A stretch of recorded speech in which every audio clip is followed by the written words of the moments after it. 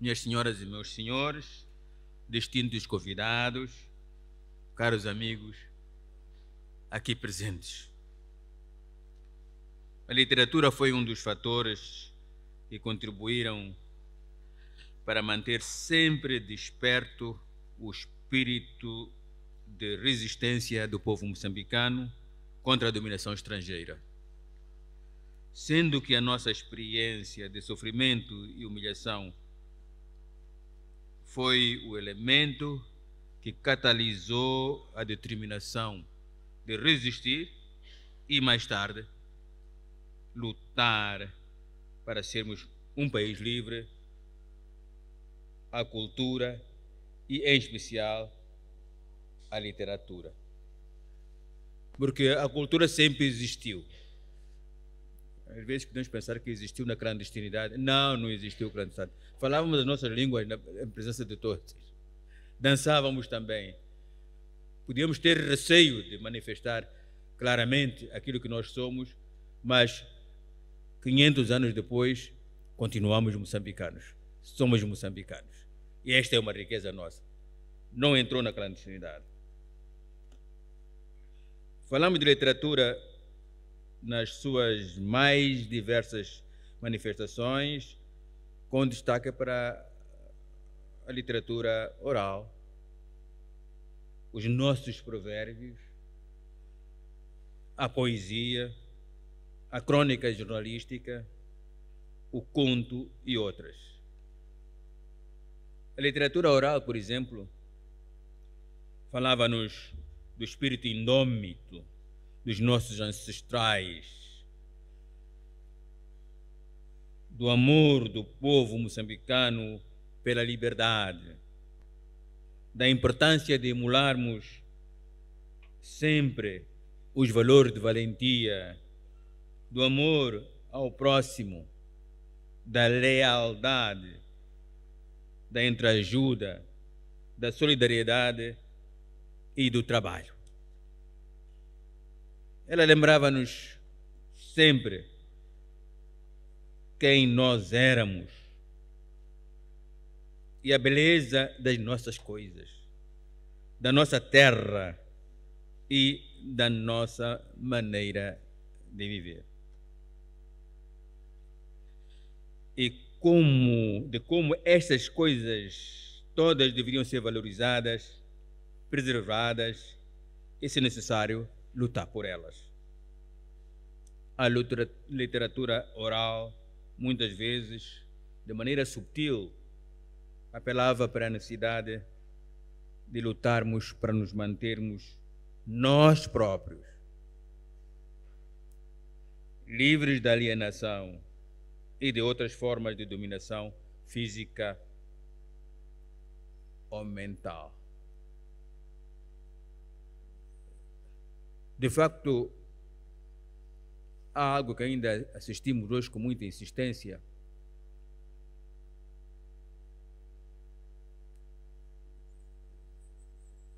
Nós, africanos,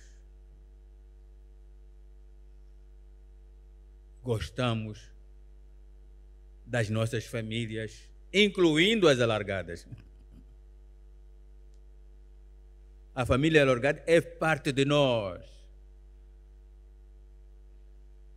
Quando traduzido para português, dizemos primo, prima. Sentimos um bocadinho de dificuldade de transmitir.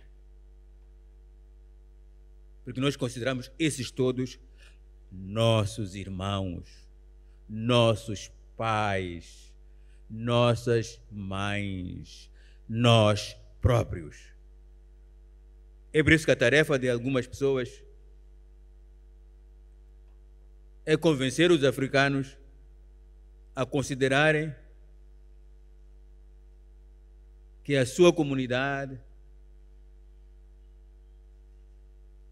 que a sua família, que os seus parentes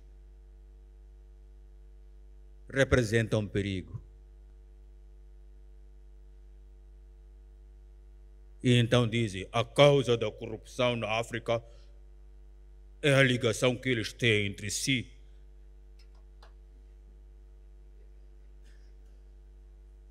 as nossas qualidades, as qualidades mais humanas que nós temos, virou corrupção. Mas só para eles, e deixa eles a pensar que é corrupção. Nós acreditamos que é um valor a preservar, a defender e a continuar a valorizar.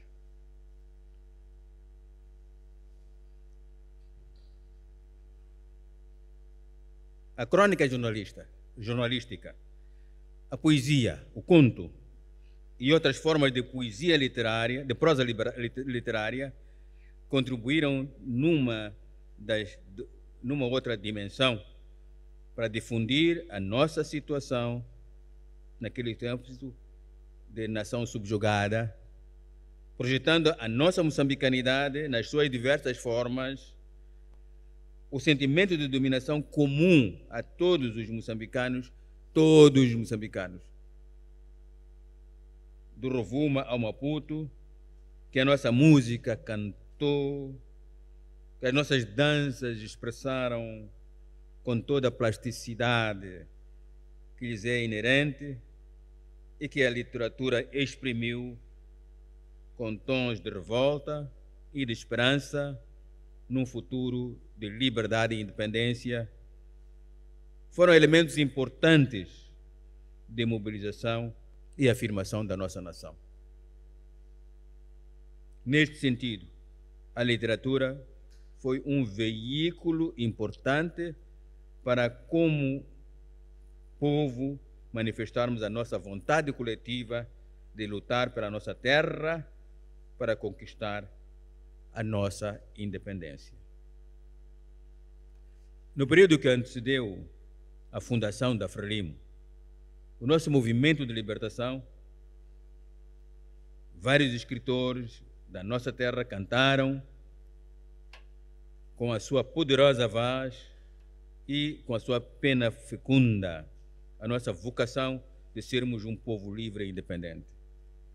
Eram vozes que continuavam a afirmação da nossa moçambicanidade, que a literatura oral e outras manifestações da nossa cultura já vinham proclamando com vigor, coragem e obstinação próprios de um povo ávido de liberdade e de independência.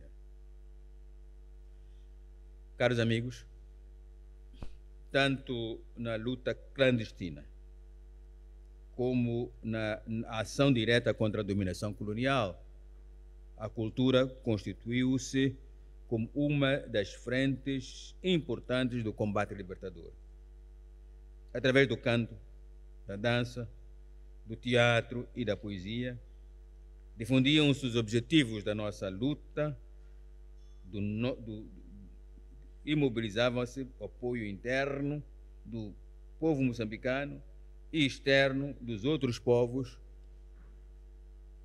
do mundo para a pertinência da participação de todos na erradicação do colonialismo. A literatura, em particular, com destaque para aquilo que se convencionou chamar poesia de combate, erigiu-se como componente fundamental dessa frente de combate. Com a poesia de combate, o ato de ser poeta deixou de estar confinado a um pequeno grupo de fazedores de versos para se transformar num movimento popular. Vários combatentes escreviam poesia e muitos outros participavam do movimento poético como declamadores. A teatralização de teatro destas declamações era de per si um ato criativo de transcendental importância pelo potencial de mobilização que lhe estava inerente.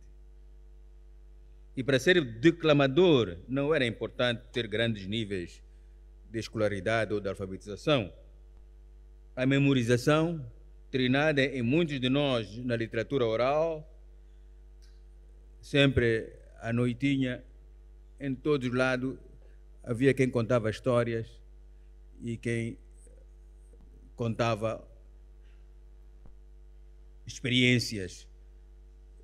E as pessoas fixavam, era o livro de história, era o compêndio de história.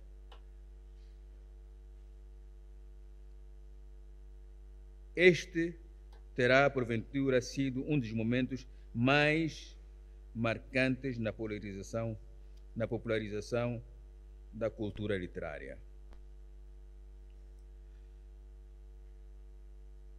A poesia de combate continuou a jogar um papel importante na mobilização do povo moçambicano nos anos imediatamente a seguir à vitória da nossa luta pela independência. Nas escolas, nos bairros, nos locais de trabalho, esta poesia continuou a ser orgulhosamente declamada como um ato de afirmação da nova nação que nascia. Ela era declamada com orgulho novo de ser-se moçambicano, num país que se afirmava no mundo com todas as suas promessas de liberdade, progresso, paz e harmonia social. Caros amigos, o livro que ora se lança na sua segunda edição, com o título Os Tambores Cantam, enquadra-se no movimento literário que se gerou e consolidou-se durante a epopeia histórica da nossa luta pela independência. Reúne poemas escritos entre os anos 1963 e 1974. Alguns poemas, portanto, foram escritos estando eu ainda na luta clandestina. Eu podia dizer que estando ainda em Lourenço Marques, do tempo colonial.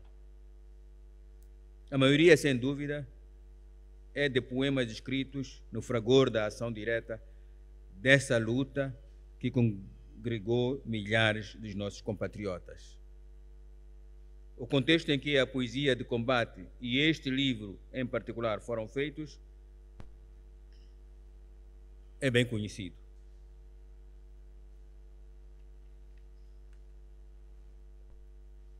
Nós queremos, portanto, nesta nova edição,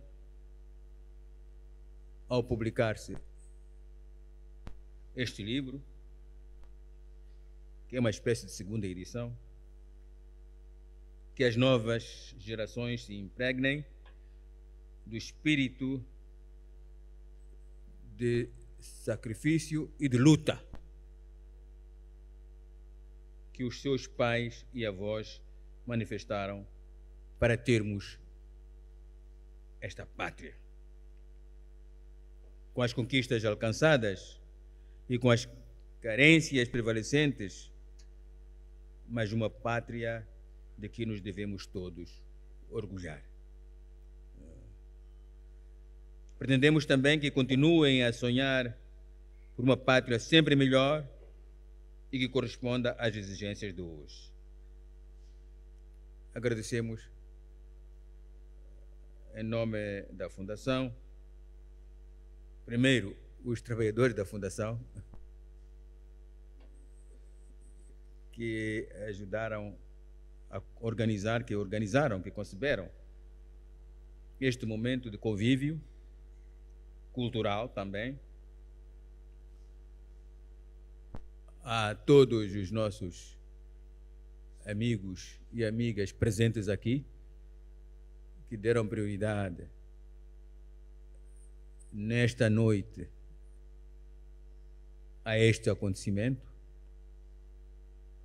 e em particular ao meu irmão mais velho, o antigo presidente Joaquim Alberto Chissano. Obrigado.